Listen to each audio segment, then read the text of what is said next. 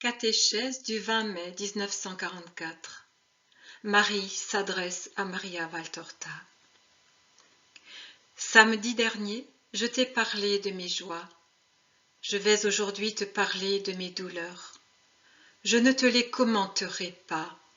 Je te les ai déjà toutes commentées, sauf une que je t'expliquerai bientôt. Mais je t'en fais comprendre le sens le plus profond.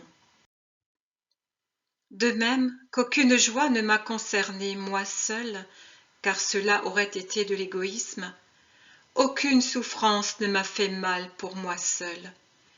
Étant la mère des croyants, je vous porte tous en moi, si bien que j'ai ressenti en moi toutes les blessures de vos âmes.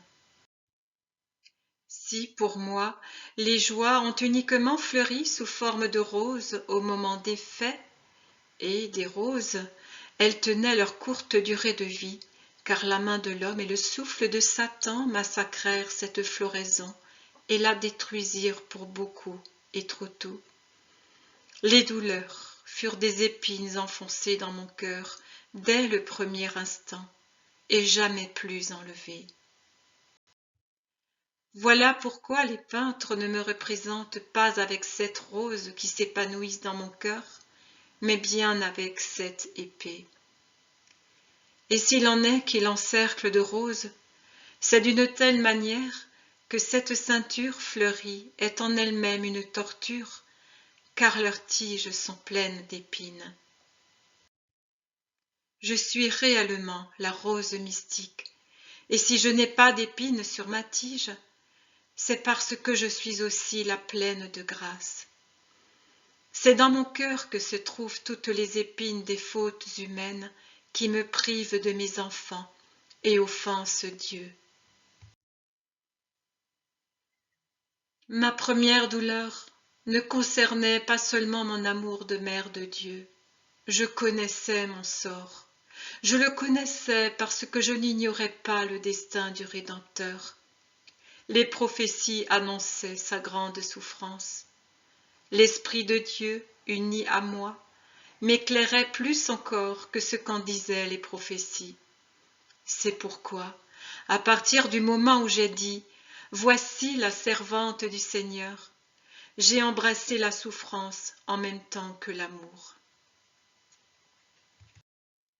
Mais quelle douleur était-ce de sentir et déjà de voir que les hommes allaient se saisir du bien fait chair pour en faire un mal pour eux-mêmes. Dans les moqueries adressées à Siméon, j'ai vu les innombrables moqueries, les négations sacrilèges d'un nombre incalculable d'hommes. Jésus était venu apporter la paix. Or les hommes, en son nom ou contre lui, allaient faire la guerre pour lui ou entre eux. Tous les schismes, toutes les hérésies, tous les athéismes étaient là devant moi. Comme un tapis d'épée, ils m'attendaient pour me déchirer le cœur. Ma seconde douleur, que je t'expliquerai en son temps, n'est pas due uniquement aux embarras de la fuite. Elle était pétrie de l'amertume de voir que la concupiscence de la puissance rendait le pauvre pouvoir humain, qui n'existe qu'aussi longtemps que Dieu le permet, assassin et déicide, au lieu de jouer le rôle de bouclier pour protéger la puissance véritable et devenir grand en se faisant serviteur de Dieu, assassin des innocents. C'était déjà un grand péché, mais assassin de Dieu, c'était un péché sans comparaison. Et si l'Éternel ne l'a pas permis, cela n'empêche pas que la faute était quand même active. Car le désir de faire le mal et la tentative de l'accomplir sont à peine inférieurs à la faute consommée. Néanmoins, que de grands personnages, depuis cette époque et jusqu'à la fin des temps, allaient imiter Hérode et fouler Dieu aux pieds pour devenir Dieu. Je voyais donc ces chacals tués pour détruire Dieu, et avec mon Fils, je serrais sur mon cœur tous les persécutés pour la foi. J'en entendais les saints gémissements mêlés au blasphème des puissants. Alors, comme je ne savais pas maudire, je pleurais. La route de Bethléem à l'Égypte fut marquée par mes larmes. Ma troisième douleur. Je cherchais Jésus, perdu sans qu'il y ait faute de ma part ou de la part de mon époux. Mon enfant avait voulu agir ainsi pour lancer un premier appel au cœur et pour leur annoncer « L'heure de Dieu est venue ». Mais sur les millions d'êtres qui allaient exister, combien allaient perdre Dieu? On le perd par sa propre faute ou de son plein gré. Lorsque la grâce meurt, on perd Dieu. Lorsque Dieu veut nous amener à une grâce plus grande, il se cache. Dans l'un et l'autre cas, c'est la désolation. Le pécheur mort à la grâce n'est pas heureux. Il paraît l'être, mais il ne l'est pas. Même s'il connaît des instants d'exultation qui l'empêchent de comprendre son état, il ne manque pas de moments où quelque rappel de la vie lui fait sentir sa condition de séparé de Dieu. C'est alors la désolation, cette torture que Dieu fait éprouver à ses bien-aimés pour qu'ils deviennent, comme son Verbe, des sauveurs. Tu sais ce que c'est, l'abandon de Dieu. C'est une horreur plus grande que la mort. Et si c'est une telle horreur, pour ceux chez qui c'est simplement une épreuve, médite sur ce que ce doit être pour ceux chez qui c'est la réalité.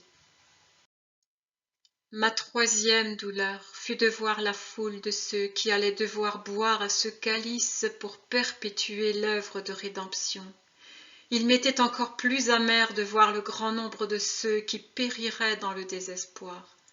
Ô Maria, si les hommes savaient chercher Dieu sans arrêt, la plante du désespoir cesserait de sécréter son venin, parce qu'elle mourrait pour toujours. Ma quatrième douleur. J'étais mère, et voir mon enfant sous la croix était une souffrance naturelle. Mais ce m'était une douleur plus grande, surnaturelle, de voir la haine, bien plus torturante que le bois, accabler mon fils. Que de haine! Une mer infinie. C'est de cette foule qui vociférait, blasphèmes et moqueries qu'allaient provenir, par filiation spirituelle, tous ceux qui allaient haïr le saint martyr. Si j'avais pu retirer à mon Jésus sa croix pour la prendre sur mes épaules de mère, j'aurais moins souffert que de voir, par les yeux de l'esprit, tous ceux qui allaient crucifier leur Sauveur, ceux qui tentent de l'abolir pour ne pas rencontrer son trône de juge, sans savoir que pour eux seuls il sera un juge, mais pour les autres un ami.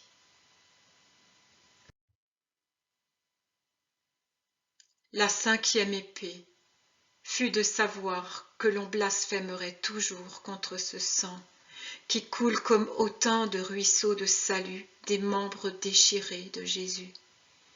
Il parlait cependant ce sang, et il parle.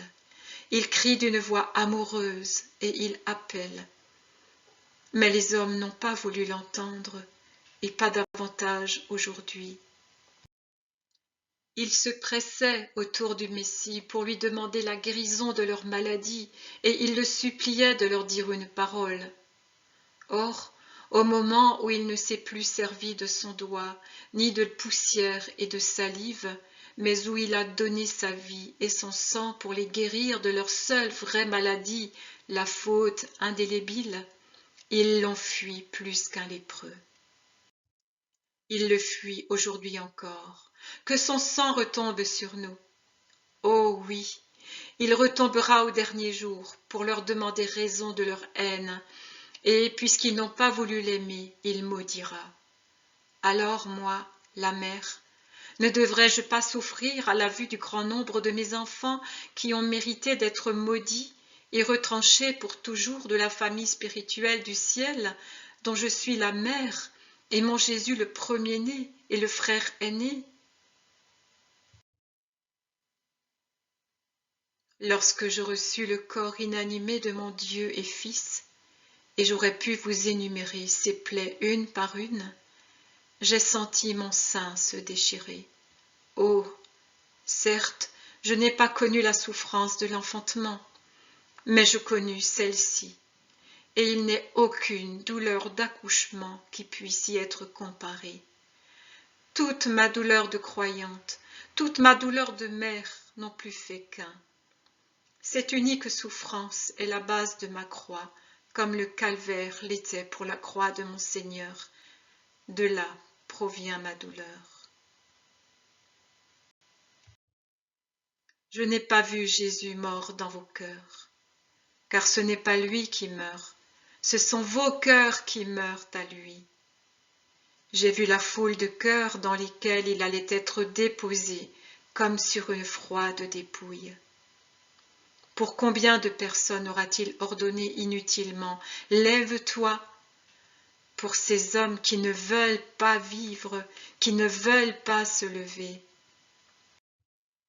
Le sacrement de la vie refusé ou accueilli de manière sacrilège, même quand vos jours sont comptés.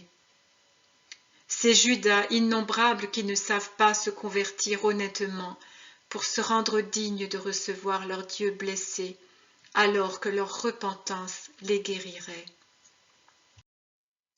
Vois, Maria, tout vaut mieux que d'être les nouveaux Judas Iscariotes. C'est pourtant le péché que l'on commet dans la plus grande indifférence. C'est d'ailleurs loin d'être le fait des grands pécheurs, mais aussi de beaucoup qui paraissent ou se croient fidèles à mon Fils. Il les appelle pharisiens d'aujourd'hui. Tu peux les reconnaître à leurs œuvres. Le contact avec mon Fils ne les rend pas meilleurs. Au contraire, leur vie est la négation de la charité et donc de Dieu. Ce sont des morts, si ce n'est à la grâce, du moins à ses fruits. Ils n'ont aucune vitalité. Jésus ne peut agir en eux parce qu'il ne trouve pas en eux de répondants. Ce sont eux qui précèdent d'un cran seulement ceux qui ne sont chrétiens que de nom. Ils sont des temples désaffectés et profanés par la pourriture de tous les vices, eux chez qui le nom, le seul nom du Christ, se trouve comme le fut le corps de mon Jésus dans le sépulcre. Ils sont eux aussi sans vie.